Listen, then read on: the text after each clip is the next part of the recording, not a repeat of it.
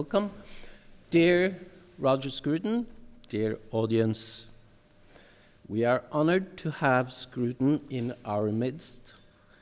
Scruton worked as an editor of Salisbury Review for many years. It was a time of adversity, and I presume that we are facing some of the same adversity at this moment. Let us seize this as an opportunity to find out who we are and what we stand for. Because unless we do, we will not have a chance to rise to the challenge. We shall have to rediscover our roots, our identity, the very roots that are cut off every day. A foreign alien culture is introduced into our daily lives that traditionally have fought Europe for centuries. And it's introduced as a perfectly normal thing, and our children are taught to adapt to its precepts in school. They are taught that tolerance knows no limits, that everything is the same and can be understood within the same context. As we know from history, that may not be the case. Some systems are incompatible. Roger Scruton fought communism. He was expelled from Czechoslovakia during the Cold War. Today, 22 years after the fall of the Berlin Wall, we are facing a new culture and religion that is, I would say, antithetical to the West, as communism was. But this time, its adherents are living amongst us in great quantity. That makes for a very difficult task to criticize and defend our culture, especially since the elite have decided for a postmodern, tolerant utopia where the lamb grazes beside the lion. Because that puts the onus of criticism on the outsiders, who are left to fend for themselves. This puts us in a very demanding spot: how to keep our balance, how to retain a sense of being oneself and not only reacting. Because that seems to be a great danger, that we will not only act, that we will only react and not act. In that way, our actions are predicated on others. We must establish our own sense of self and not beat around the bush. Only thus can we keep a moral standard that does not make us into copies of our adversaries. At present, Europe is reacting and not acting. Scruton has been immensely important in that he has done just that. He has set an example of what it means to be a European in the 21st century, one that we shall need. He has reminded us of our past history, of what made us, and made us proud of who we are. He has, by his example, reminded us that we have the right to speak our minds and defend ourselves and our communities. The bad conscience that the present regime instills in us vis-à-vis others is an evil trick. It does not bring peace, but resentment and worse. This example Scruton has set by his books as well as by his character seems to me an important one, and it will live on. Thank you. I give the word to Scruton.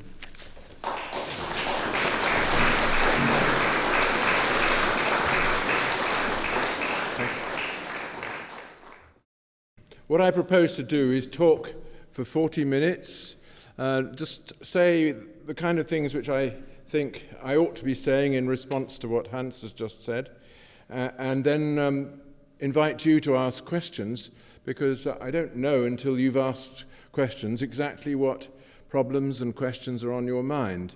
And I think it's much better for you if you take this opportunity to interrogate me and asked me to explain myself. So I'll say some general things, and just begin with a compliment, of course, that I'm always amazed by the way in which Scandinavians generally, and Norwegians in particular, have taken the trouble to learn my language. It's all very flattering for the English, for us Anglo-Saxons, that you, who once came to rape, pillage and destroy us, actually have now decided to learn our language instead. But of course, if we look back over the history of our relations between our country, we will see that we are bound together by many things other than our Germanic language. We are bound by our Protestantism, by our serene and somewhat uptight attitude towards conflict, by our way of gritting our teeth and facing difficulties without a murmur. And of course, that is something which stood both our countries in great stead in recent times. And of course, we would like to say, let's say Norwegians and the English and probably the Scots too, that is part of the glory of Europe, that it has produced cultures like ours in which people take responsibility for public life and stand side by side in the face of danger without making too great a complaint, and with an eye to defend their nation against the enemy. And that, I think, is something that we still should be proud of, but again, it is something which we're told that perhaps we ought to be ashamed of, that we're not opening ourselves sufficiently to the world, but taking a stand against it. And that's the thought that's in the public culture of my country, as well as yours, which I think we should repudiate. Now, everybody knows that Europe is in a state of crisis. That's nothing new, of course, but the tendency is to analyze this crisis as an economic or a financial matter. You know, that somehow financial markets have got out of control. The Eurozone is threatening to break up. That the common market has ceased to have the standing that it had before. That somehow the project of the European Union is not fulfilling its promise, and so on. And that all this tends to be interpreted in economic terms. But I think it needs only a small amount of reflection to recognize that the real crisis of Europe is spiritual, not economic. That's to say, it concerns our sense of identity, what we think we are, and how we think we relate to our neighbors and to our children and to our ancestors. This aspect of the human condition, which involves religion, art, culture, and the customs of daily life, is the aspect about which we feel least sure. And yet without certainty in that area, our economic enterprises are not likely to be very meaningful to us. And I think, in fact, that the financial crisis that Europe is going through is partly a result of the spiritual crisis, that it results from a habit of squandering our resources. We've squandered our spiritual resources, and as a result have allowed ourselves to squander our physical resources too. We have adopted a habit of borrowing from future generations without thinking that we have to repay them, a habit of squandering the capital bequeathed to us by our ancestors without thinking we owe them anything. And I think the remedy for that, of course, is to recognize that our place in this earth is one of trusteeship. We are the trustees of a heritage. We must pass it on and, if possible, improve it. And that means feeling confident in our right to do so. Now, many people, historians in particular, will say that the identity of Europe is founded in the concept of Christendom, the idea of a a Christian community which stretches across a whole continent and perhaps even further, and which unites people under a common faith. And of course, you can't deny that Europe grew out of the Christian faith, and its history is to a great extent a history of that faith. In particular, the great schism between the Eastern Church and the Roman Church, and then the other great schism at the Reformation between the Protestant and the Catholic communities of Europe. And all these things have left an indelible mark on our conscience, regardless of whether we count ourselves as believing Christians. In particular, we inherited not just the Christian religion, but the morality, the customs, the law, and the political order which Christianity produced. And I think that is a really important fact that people tend to overlook. One of the many things that Christianity gave to us is the idea of a secular law. That's to say, a law which attaches to the territory in which we live, but is not a law laid down by God or punished by him for its transgression. It's a law which is man-made, but of an authority that nevertheless religion acknowledges.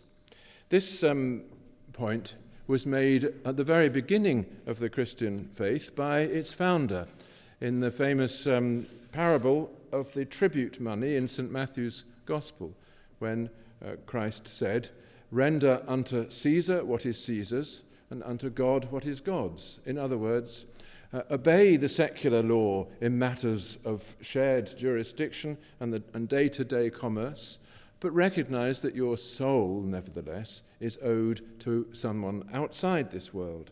That way, Christ was able to draw attention to the fact that we must never let our religious principles invade the sphere of secular order to its cost.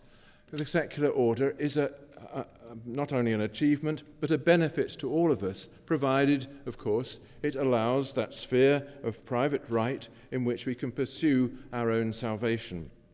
And I think this is a very important point about the Christian faith, which distinguishes it, obviously, from the Muslim faith, which does not recognize a distinction between holy law and secular law, or at least a distinction of validity. But it also points to the fact that our legal systems still contain within themselves some of the Christian morality and the Christian spiritual inheritance. And I think this is something that, again, one can talk about without closing discussion or making it a private property of people of Christian faith. Most Christian communities recognize that our religion is founded on a very, very simple principles. The rule of neighborliness. The two commandments that Christ said contain all others within them: to love God entirely and to love your neighbor as yourself.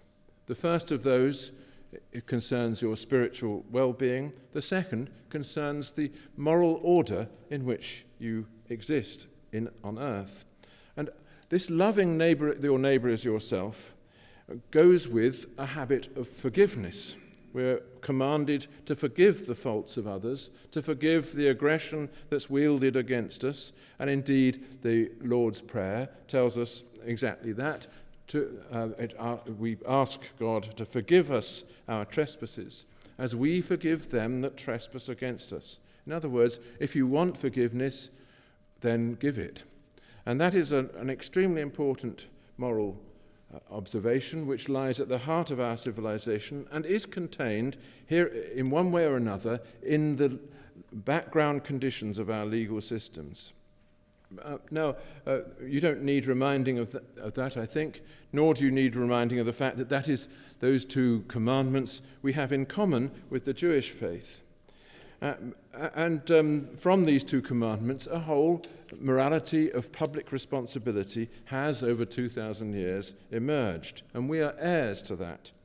But there's another aspect of the Christian inheritance which I think is not so often so clearly appreciated, and that is the idea that our dealings with each other should be governed by a sense of irony, a sense that we are not entitled to lay down laws for everyone, that everything that we try to do, however serious, has an air of the ridiculous about it. And that we have to accept the imperfections of this world and not rebel constantly against them. This is wonderfully conveyed in another of the New Testament stories, the story of the woman taken in adultery, who was taken out to be stoned to death, which was the punishment then fashionable. And Christ was asked his opinion about it, and after some meditation, playing with a stick in the sand, he looked up and said, "Let him who is without fault cast the first stone," which is a wonderful, ironical observation, because it forced people then to look into their hearts and recognize that they'd all done the same thing, or wanted to do it, and that their aggression was really directed against themselves. And that kind of irony, I think, is something that we have cultivated in our civilization, and it's one of the reasons why every now and then we laugh. Obviously, without criticizing Muslim civilization, which was at one stage full of laughter, one could say that today it's rather a joke-free zone. And this is something which of course we have to deal with, because one of our natural attempts at dealing with something alien and strange is to laugh. Not to laugh aggressively, but to see the comic side of it. But we're not really allowed to see the comic side. Now, moving on, I want to say a few points about what would be involved if we were now, in our present condition, to affirm our identity and our heritage in some way stronger than just enjoying it. And enjoying it perhaps apprehensively, thinking that we're enjoying it for the last time. Now, my view is that the incredible success of our civilization in enduring for 2,000 years ought to give us confidence that it can endure for a good few hundred years more.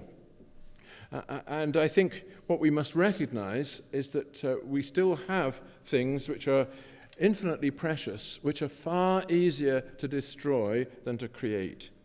And one of them is that of a secular law, which I've just been describing, a law which applies to everybody within a community, regardless of their religious faith. That is a remarkable achievement, but it's made possible only because all the people who are obedient to that law recognize something in common. They recognize a kind of mutuality, that they are together, they are a we, a first-person plural. That's what makes it possible for them to not only to obey the law themselves, but to expect that their neighbors are going to do so as well. And this kind of collectivity has been made possible in Europe by the emergence of national boundaries.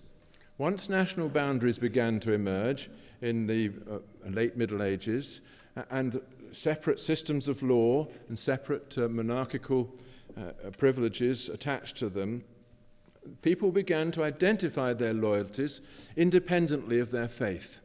It became, in due course, more important to be an Englishman than a Christian, more important from the point of view of the law, more important to be a Norwegian than a pietist. Even though, of course, nobody doubted for one moment that being a Norwegian in the 19th century was a way of being a Christian. But nevertheless, being a Norwegian came first when it came to the important tests, the test of whether you're going to defend your country, whether you're going to risk yourself in foreign encounters, whether you're going to stand up and defend your neighbor or forgive him for his faults. And that, I think, is a really important part of our heritage, perhaps the most important part that we are now called upon to defend. And it means insisting that everybody who exists within the national boundaries has that shared loyalty to the law that prevails there. A shared obedience to the prevailing sovereignty. And that is one of the things which, of course, is being challenged. Many people from the incoming communities say that we don't actually recognize the legitimacy of that law, or at least it's only a provisional law. The real law is the holy law, the Sharia, which is laid down for all time by God, makes no mention of national boundaries, and is binding on us all, regardless of our history. Now, that rival conception of law is, in my view, a deep threat to our communities, and it has to be marginalized. We have to stand up and say, no, I'm sorry, if you live here, this is the way that the law is construed. This is the kind of loyalty that we demand of you. It doesn't follow that you can't follow your faith, or that you can't do whatever your own religious law requires in the sphere of private life. But in the public sphere, the law is laid down by the national community in accordance with the tradition that we've inherited. Now, I don't think there's anything threatening in saying that. But Hans mentioned the idea of tolerance, that this is being made into the fundamental principle that we stand for, rather than the things that I've been talking about. Now, I agree that the European nations are, on the whole, tolerant communities. They haven't been, of course, and in Germany we've lived through a most terrible period of intolerance. But we do believe, and have believed probably since the late Middle Ages, that some measure of tolerance towards what is strange, unfamiliar, or not wholly a part of our community is a moral duty. But I think we have to understand what tolerance means. Tolerance does not mean accepting everything and disapproving of nothing. That is not tolerance, it's the opposite of tolerance. Real tolerance means accepting and living with something of which you disapprove. That's the real test for toleration. And this point was made by John Locke in the 17th century, and I think it is still valid. The really tolerant person is not the one who has no values, but the one who has strong values but can nevertheless keep them to himself even when they are being offended. And that is something which I think we have learned to do, but it's a very hard thing to do. You know, if somebody really offends what you believe in, really offends your values, then is the test as to whether you're a tolerant person or not. Now, of course, some things cannot be tolerated, and it's a very interesting question of political philosophy, just how far toleration could be extended without society disintegrating. But you all have your ideas about how far we can tolerate things and how far we can't. And I think all I want to emphasize is that the real tolerance means extending your acceptance to things of which you disapprove. And that means granting rights to people to be difficult for you. And we have a long tradition of doing this. The problem is how to grant rights to people whom we disapprove of without losing some of our own certainty. It's a difficult balancing act. And we've all had to do this in post-war Europe about matters like divorce in marriage, homosexuality, and a variety of other things which arise in the private sphere, as well as in matters of dress code and so on. So we're up against some really difficult new cases here of when we're going to tolerate what and why. And I think most of us would agree that this is something that we have collectively to work out. What are we going to tolerate and what are we not going to tolerate? The French recently, as you know, have made a decision not to tolerate the burqa, that's to say the full facial covering that some Muslim women wear either because they want to or because they've been told to, arguing that this is incompatible with French cultural identity. Now that's a strong and interesting position to take, and I think if you look at it, you can see that there may be some deep truth here. Our civilization, which I've been defending so far, is one which takes the face very seriously. We are face to face with each other. We stand up and deal directly with each other. It's one of the things that which are most important, especially for us Protestants. Let's say the people of Protestant inheritance, like the British and the Scandinavians. We think that in a difficulty, we look each other in the eye. That if somebody wants something from us or wants to make a deal with us, that we shake his hand and look in his face. The face is the image of the soul within. And if people come into our community hiding their faces, it's as though they wanted not to be part of that community, not to be face to face with their neighbours. In other words, to take advantage of the community without belonging to it. And that is the kind of offence which I think people are beginning to react against. If it's perfectly reasonable to visit a community, find that you do not belong to it, and go home. But to visit a community, find that you don't belong to it, and stay, is in some measure a gesture of aggression. And that's, I think, what people are feeling. And they're also suffering from the fact that to say that has been forbidden. What I'm saying to you at the moment is something that would easily get me into trouble, probably will get me into trouble, but if I don't get onto that aeroplane tomorrow morning.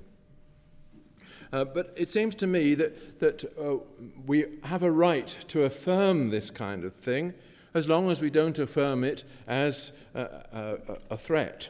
We're affirming, on the contrary, not a threat, we're just saying this is how it is. Take it or leave it. And we should retain also the right to criticize what other people think in this connection.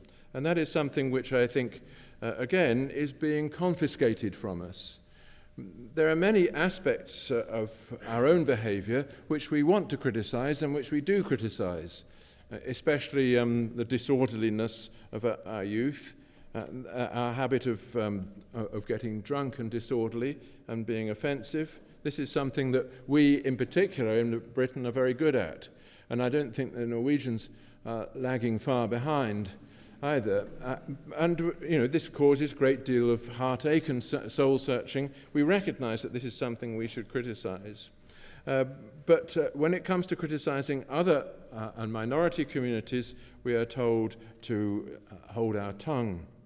And I think that's a very uncreative attitude, and one which will not generate true social harmony. True social harmony comes when people integrate with each other, come to see just what their faults are, and feel able to discuss them, and perhaps to come to some agreement as to which things are faults and which things are not.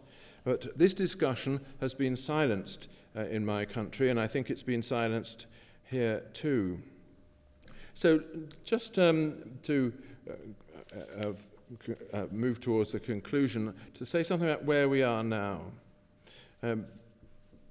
Because of the ethos, or the policy of multiculturalism, which was spread all across Europe in the 70s and 80s through the education system and elsewhere by the political class, because of that policy, we now have among us quite large communities which are encouraged to be separatist. That's to say, they're encouraged to follow their own ways of life while turning their backs on the shared public realm in which we have been used to exercising our freedom. Now, for us, brought up in the way that I think we all have been, the public realm is a very important part of our life. We are not just hiding away in private corners. We exist in a community where you go out, meet people, have institutions and associations where you speak your mind, you discuss things. You enter a university where all kinds of questions can be put on the table and submitted to general interrogation. We have courts of law which are largely public, in which things are worked out to the common satisfaction. We have parliaments where people stand up and discuss things and expect to be held to account for them, and so on. This whole idea of a public realm, which comes to us not really from Christianity, but from much further back, from the Greek city-state, is a precious part of our inheritance. But we've been encouraged to think that that's not part of our culture, that somehow that's an arbitrary thing, something that a few people like us seem to want to hang on to, but which others within our communities, within our society, don't have to have. They can have a different culture, one which is purely private, which turns its back on the public realm. Now, when people turn their back on something, they are very apt also to think of that thing as a threat to themselves. And we shouldn't be surprised that one of the legacies, one of the fruits of multiculturalism is the homegrown terrorist, the person who sees around him this flourishing public realm to which he can't belong because he's been brought up not to belong to it and encouraged not to belong to it. And that is something which in young men especially generates the desire for revenge. And we've suffered from this in Britain recently, and of course elsewhere, even in Scandinavia and Sweden, the disease has recently spread.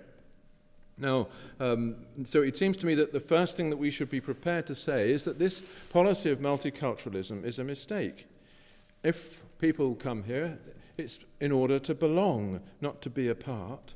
And belonging means accepting that public realm with all its secular accoutrements and not necessarily playing a great part in it, but wanting to be part of it.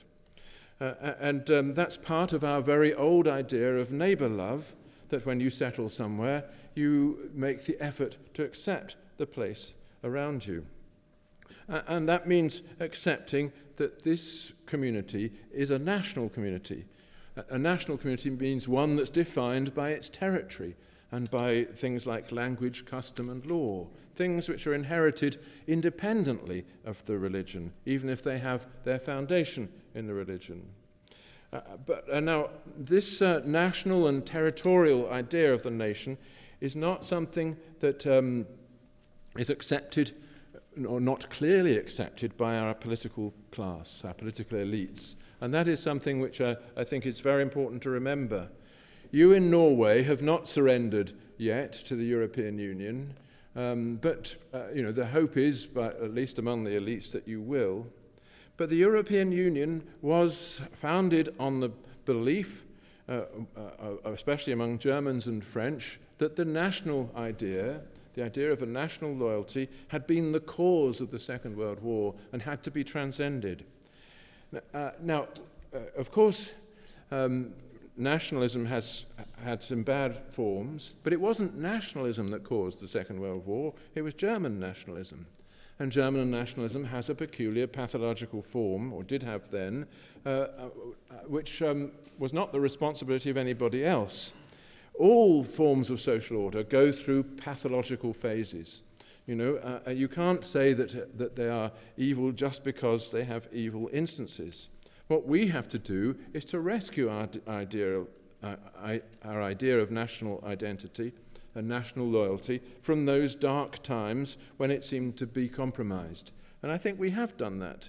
None of us, I doubt that anybody in the modern world feels threatened by Norwegian nationalism, and certainly not your neighbours. And I think this is something we should remind ourselves of.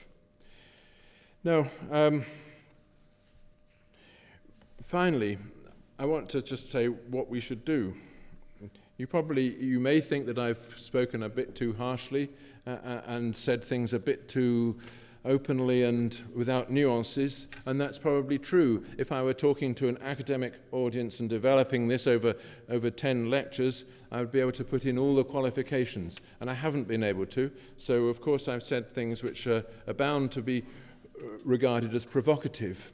But it may be also that all what I've said touches some element in you of sympathy. And I want to just conclude with a few suggestions of what we should be affirming. I've said that we should be affirming the national idea, the idea that we live in communities which are founded on a territorial form of sovereignty. I also think that we should affirm the idea of a public realm, that we exist in communities where the public realm is all important and part of the culture, something which we recognize as part of us, to which we owe an obligation and which we might want to make a contribution to. I myself think that we should affirm our Christian inheritance, whether or not we can bring ourselves to believe the entire metaphysical apparatus which is necessary to be a Christian is a problem for us, because, of course, we've learned a lot. We've gone through a lot of doubt and hesitation about this issue, but nevertheless, our culture is steeped in that inheritance, and even among those who reject it, even among those who reject it, the language is inherited. I think we should affirm also the Enlightenment, the 18th century process which actually loosened the hold of the of the Christian religion on people's conscience, and introduced the idea of rational criticism in its place. The Enlightenment is there in all our educational networks, in our idea of what legitimacy is, political legitimacy, and we should affirm it against those who want to introduce a new kind of religious darkness. And finally, I think we should affirm a respect for majority values. We're all asked to tolerate minority values, and I'm sure we are all doing our best to do so, but majority values don't get much respect from the political class or from the media, and I think it is perfectly reasonable to affirm them and say, look, these are the values of our people. Our people are human beings like everybody else, prone to error and prejudice, but nevertheless, this is what the Norwegian people on the whole believe, and we are committed to the Norwegian people. They are ours. So we will affirm their values until somebody shows exactly why we should reject them. And that, I think, is the message which I want to give you, that there's plenty of things to affirm out there, so we ought to just give up the habit of denying them and just say yes to them instead. Thank you.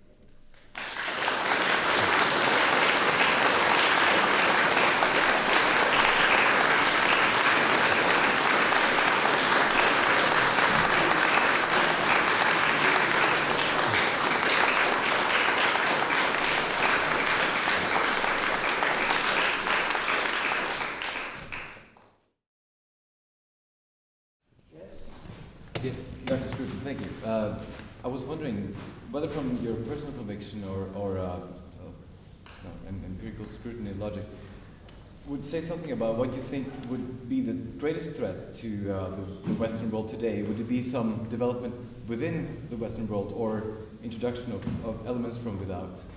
I think, yes, that's a very good question. Obviously, we have lived for 70 years with that external threat posed by the Soviet Union and its manifest ambitions. Now it's not as though we have a threat of aggression from the Middle East, but we do have the threat of disintegration in the Middle East, which could lead to mass migrations, which we would not be able to deal with. We haven't had to face this question yet. All the migrations that have occurred have been voluntary by small groups whom we've tried to assimilate. But of course, if we had a mass migration from the collapsing communities in the Middle East, we would have a great problem to deal with. There is, I think, a threat from communities within us, but much greater is the threat, as I see it, from our liberal elite, who doesn't allow us to discuss this question. and has sort of confiscated the whole language of public debate. Thank you. Thank you for a wonderful speech, and I don't think you were too harsh. Well. I think I want to ask you. T.S. Eliot writes somewhere that one of the worst sins against religion is making it instrumental. Which by that I think he means that if you think that religion is effective or is good to have, but you don't believe its basic tenets. In Norway now, 80% or so is a member of the state supported church. I think it's about the same in Great Britain, perhaps. But when you ask people, do they actually believe in the Christian religion? About 23, 24, maybe 40% say they're Christians. So how can you uphold this Christian ethos when fewer and fewer people actually believe in its basic tenets? It's a very, very important question. I was trying to say that there are aspects of this which depend upon that original gift of faith, which endure even when the faith dwindles, and that's what we're living through. England is far more agnostic and atheistical than Norway.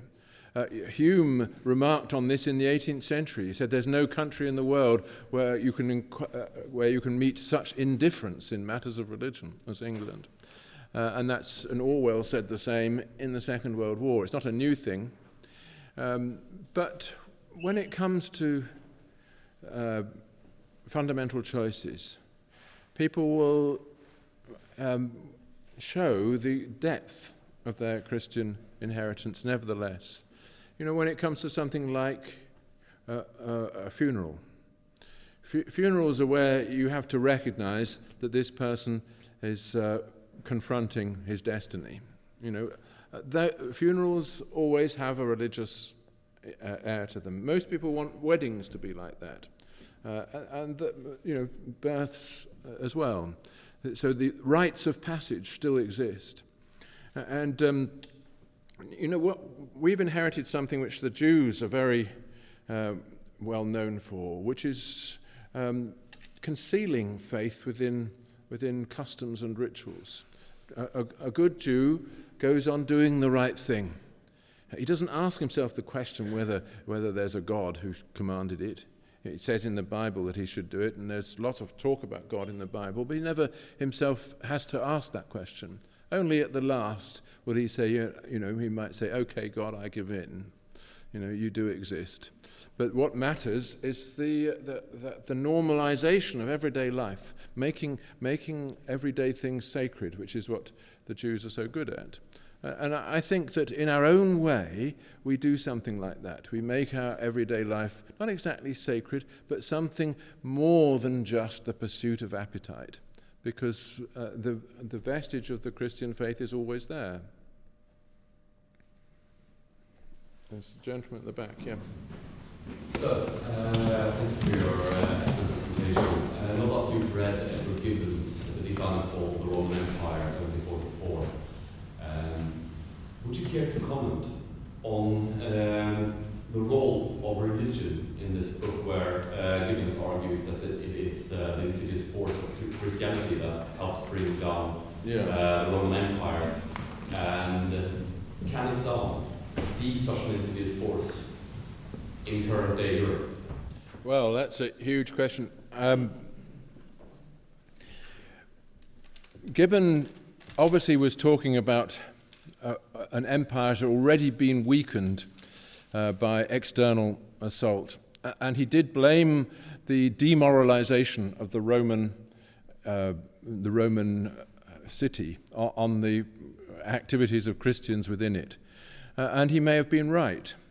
But Christianity also rescued from the Roman Empire its most treasured possession, which was the law. You know, our laws are still Roman law in origin, except for the English, which is Anglo-Saxon, but influence nevertheless. And this is a very important fact. That's what made it possible to build everything again. I don't think that Islam is in a position to rot the fabric of Western civilization in the way that Christianity rotted the fabric of ancient Rome. Because after all, Islam is itself totally decadent. People, if you read the writings and the pronouncements of the mullahs, who claim to speak for the Sharia and make judgments about this and that, it's almost impossible to find that there any agreement among them. Since the 11th century, when it was pronounced by the jurisprudence that the gate of ijtihad is closed, and you can no longer reflect on the holy law, you've just got to accept it. There has been no creative jurisprudence at all, but nobody knows the answers to to many of the questions, even though they're pronouncing them with absolute certainty. And I think that is a real sign of decadence. I connect this decadence with not just with the loss of the philosophical tradition, which is true, but also the change of customs which occurred in the Middle Ages, a kind of ossification. When Islam ceased to be a conquering faith and retreated into itself, it just stayed put and buried its head in the sand. But you can go all over the Middle East and hardly ever see a book. And when you do see one of the great classics, like the Arabian Nights, for instance, the 1001 Nights, you'll find that it's been expurgated. There's only half of it there. In Iran, Hafiz and Rumi are still only available in Bowdlerized versions. Not surprisingly, because they who belong to real Islamic civilization wrote most of the time about erotic love and wine, which are the two things which are unmentionable now. Yeah. Thank you very much. You were talking about the majority values, and you know the Norwegian values. I guess you are not thinking about the contemporary Norwegians' urge for shopping in supermarkets or endless entertainment. What are you thinking about this? And what do you think about the possible new role for European tradition? People only show what they really value in emergencies. And we shouldn't judge the values of ordinary people by what they do by way of distracting themselves. When you're bored, of course you go shopping, and the popular entertainment, as it now is pretty awful. And this is one area in which you should sympathize with the Muslims, except that they do the same. But when as a whole society which spends half a day watching pornography on the internet, you're bound to think something's gone wrong. This is not a society which has respectable values anymore. And that is true, that things have been rotted by the mass media and by the ease with which we can satisfy our appetites. It's only when we are as a species what we are because of the difficulty of obtaining things, not because of the ease of obtaining things. So we are denatured when things are too easy to obtain. The answer to this is not to say that this is all that people therefore care about. It's not true. The evidence from America is that people who spend their time watching pornography, for instance, are disgusted with themselves as well. They feel that they've demeaned themselves, that they've emptied, they've made a hole in the bottom of their lives, and it's all run out. And I think they're right. So people have a hunger to reconnect with the true values by which they live. And if you look at our public sphere, those true values are still honoured there, and that's the important point. Actually, it's not the same question. these values that we're supposed to, or which I agree with, of course, we should affirm. These are external, objective values. But we are increasingly becoming subjective and expecting society to cater for our subjective needs. So how is this going to change? Do we need a crisis? Well, that's a very good question. Some people would say, yes, we do need a crisis, because then we are confronted with what is real in ourselves. But you have to remember that every life has a crisis within it. You know, if it's a worthwhile life at all, there is that moment at which you face up to what you are and what you value. When your lover leaves you, or your parents die, or you have the terrible accident or the illness, you know, almost all of us will have that moment of confrontation with what am I really, what really matters to me, and we know, I think, not just from our literature and art and music, but also from the form of our public life, that when that question arises, we know we have some clear ideas about what matters. What matters is loyalty, attachment, love, sacrifice, things which are, again, embedded within our religious tradition, even if we don't attach them to any religious faith. And I would say those are not subjective values at all. It's just that their objectivity only dawns on us in extremis. May I ask a question? Because I know you have been teaching in America and been living there for quite a while. I wonder what you think about the divide between Europe and the United States. It seems to me we Europeans have difficulty understanding what the Americans are about. Yes. Even Obama we have trouble understanding. Yes. Well, it's not surprising, because they developed in another way. They've developed in a condition of abundance, and they have never had to fight a war on their own territory. You know, lots of things that we have gone through, they have not gone through. And of course, they have this, they're a new country with a kind of political religion. You know, the Constitution settles everything for them.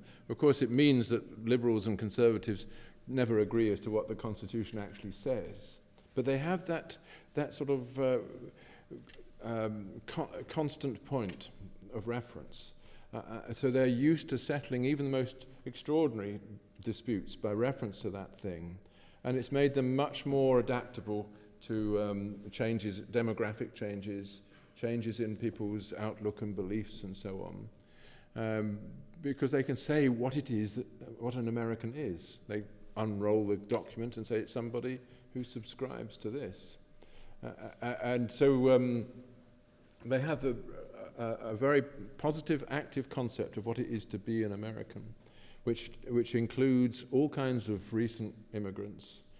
And they've never had, until recently, a culture of multiculturalism. On the contrary, you come here to be American, you take the oath, and this is your flag now, this is what you believe, you know, and you're going to set about making a life for yourself in this soil. And there's always opportunities. And opinion polls say that something like 85% of Americans think that this is the great country, this is the place to be, and that life is going well for me. So it's a very different thing. I think a similar poll among Europeans would be extremely gloomy. But not that's necessarily a bad thing, you know. But I don't know whether that helps. I tell you one thing that immediately strikes I've lived in rural America, which is the real America for the last 6 years. The first thing that strikes you is that your neighbors are interested in you. They're not going to interfere with you, but they take immediate pleasure in your success. You know, in Europe, the attitude is the opposite. You know, that is something that leads one to really to appreciate America.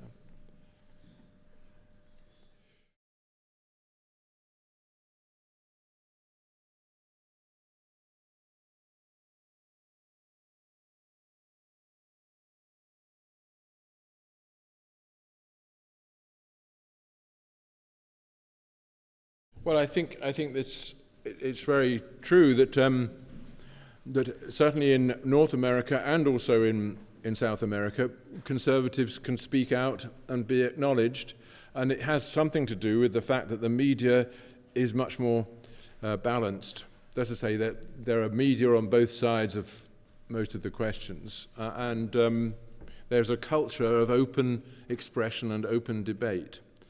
And the European media have partly grown out of the state apparatus. The BBC used to be wonderfully impartial and it was listened to all over the world because it gave objective news, objective comment, and high culture, proper philosophical discussions, serious music, theatre, and so on. But, of course, inevitably, because it's controlled by the state, it's moved in a statist direction, and now the BBC idea of an impartial debate is a debate between a leftist and an extreme leftist. Those are the two positions that are allowed. There was another. No. I had a question. Yeah. You said that our little elites suppress our ability to speak truth to power. How do you explain that? Sorry. You said that our elites suppress our ability to speak truth to power. How would you explain their motivation? Right. I often wonder how to explain this because it does seem to be the case that as people go up the political ladder, they become more and more infused with this orthodoxy, that there are certain questions that you can't discuss, other questions that you can, and that the discussion has to be framed in terms of a particular language.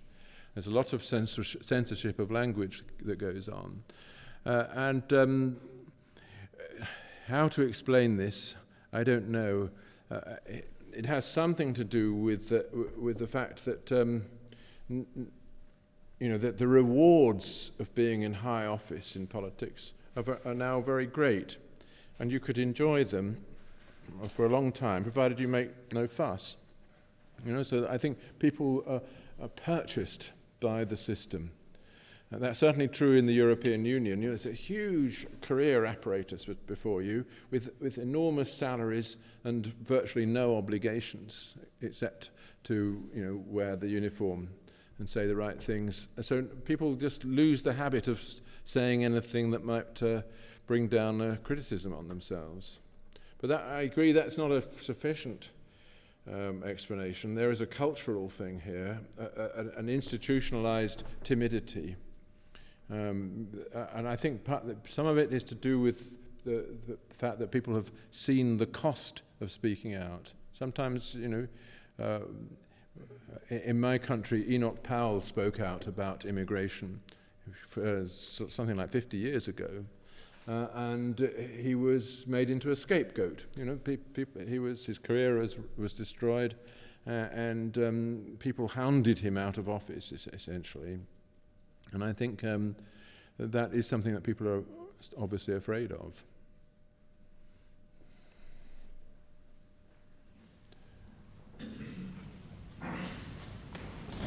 You said that Christianity had a difference between secular law and religious law. But that was not a Christian invention, because the Vikings had that too. In Iceland they had the secular laws. Who did? Sorry? The Vikings. Yeah. On Iceland, they had the first court, and they judged from the secular law. Yeah. And the reason why our societies are so complex and have so high technology societies is probably due to our intellectual capacity. But it also seems that the Christian countries around the world have most problems with immigration. So is it due to Christianity? kind of will be your next reason that we have so much immigrations in the Christian countries?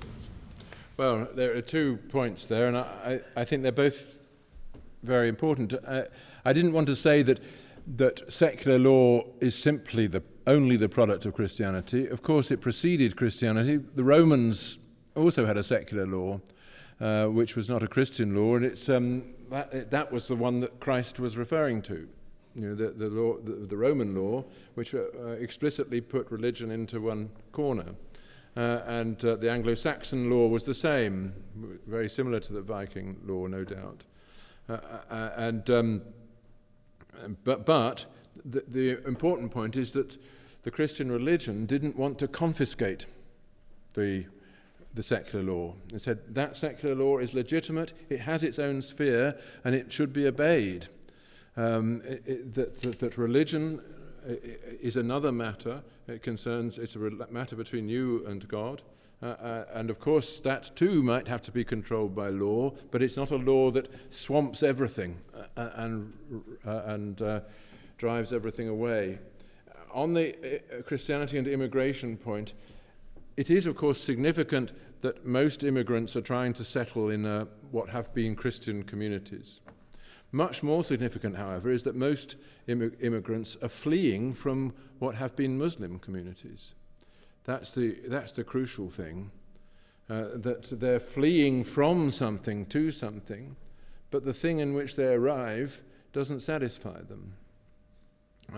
And people flee from Muslim communities because they don't have that ability to moderate conflicts that comes from having a properly established secular law. And we're going to see this very soon in Egypt. Yeah, thank you for your speech.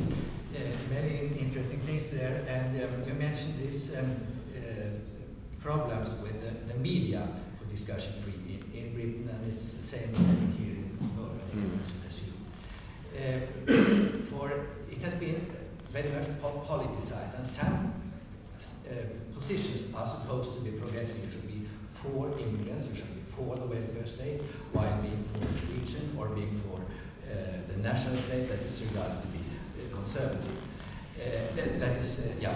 So, some years ago, in 2004, the British editor David Goodhart, yes, that's the name, he wrote an article about problems in England, saying that if this country became too diversified, it will have problems with having the support for the immigration policy you are having. That is an article in the topic that inspired me to write a book in which I call the national state, a basic for the welfare state. They said the one thing is a condition for the other. In order to have a welfare state, you have to have support for the national state. And there you have the one thing is regarding conservative, and the other is regarding progressive. Then it's very difficult to get a real debate about it. So it has been here in Norway, and I know also it has been so in Britain. But I think that there are also some of these immigrants who are more or less criticizing the whole self-conception of Europe today. And I see it from three positions. First, you have the Muslims who are regarding us to be decadent, we don't abuse ourselves, morality and so on. I also did a year in America, and then you see another kind of critique, but it's not that difficult. And last year I had contact with a professor in Vilnius, Leonidonskis. He's the Lithuanian representative in the European Parliament. And he has now written a book about the crisis of Europe seen from not Eastern Europe, but from what he calls the Central Europe of Vienna, Warsaw, and Vilnius.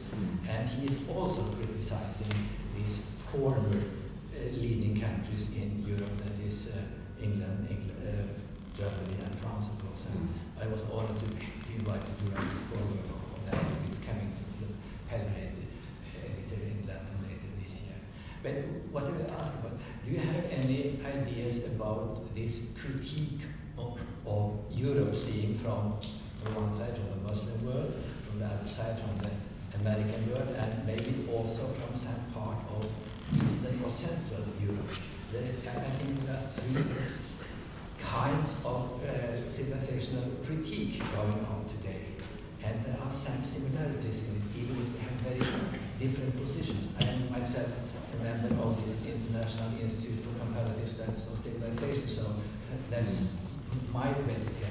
But I wonder if do you have any, let's say, considerations about this critique coming from outside to Europe today, from these different fields? Well, it's a huge topic. All I would say now is that Europe, like any civilization, it's imperfect.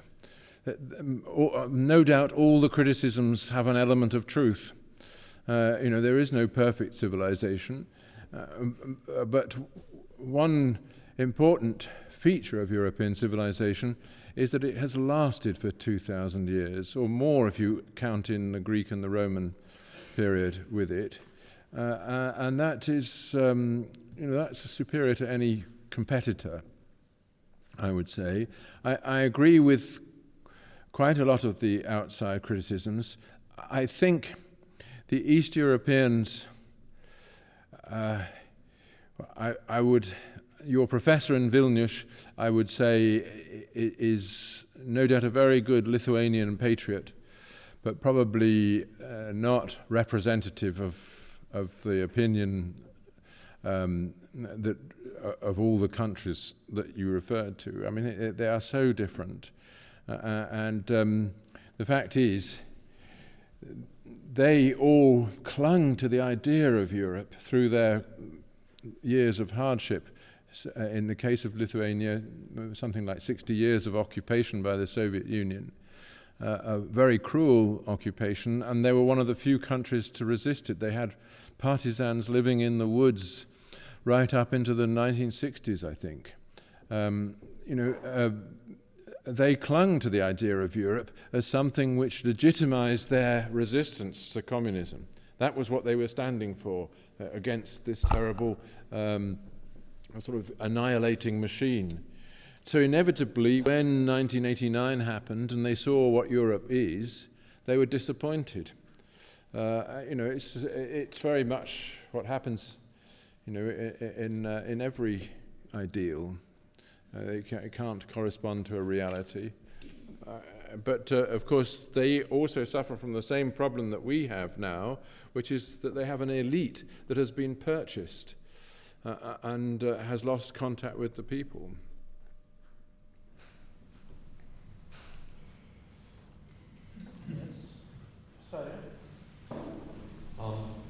On to your last words there about the elite being purchased.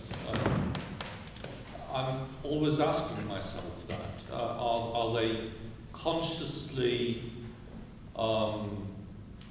maltreating their own populations, or are they in fact well-meaning people who just happen to get it all wrong? And this is a general question, of course. It pertains to this country and your country. So if we take as a particular starting point the revelations of about the Labour government, which the revelations made by a speechwriter of one of the Labour ministers, that they in fact consciously set out to substitute the electorate with a new one, which might be more partial to their Labour policies. I'm asking myself the same in my country. Are they actually consciously trying to get a more malleable population that will vote for them in the near future? What is your take on that big question? I think there is truth in that. That's people. I mean, you may not agree with this, but it seems to me that people on the left are motivated by two very important motives, not only these two, but two very important motives. One is anti-patriotism, a sense that they want to repudiate this legacy, that it's something which they feel tainted by. And that, to my view, is a very common thing that people feel in adolescence, and many people don't grow out of it. A kind of a rejection of the father. And I think that is a very important motive on the left. And the other is this idea that since you don't like this country, you could replace it by another one and still be in power. And that is, as you say, an important motive. But it's not the only one. Of course, there was the old-fashioned patriotic socialist, of whom there were many in my country, and probably many here too. My father was one. But his being a socialist was a great education for me.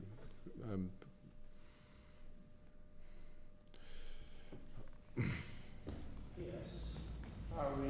I think Should we call it today? We've had an hour and 10 minutes, Yeah. and I've run out of whiskey.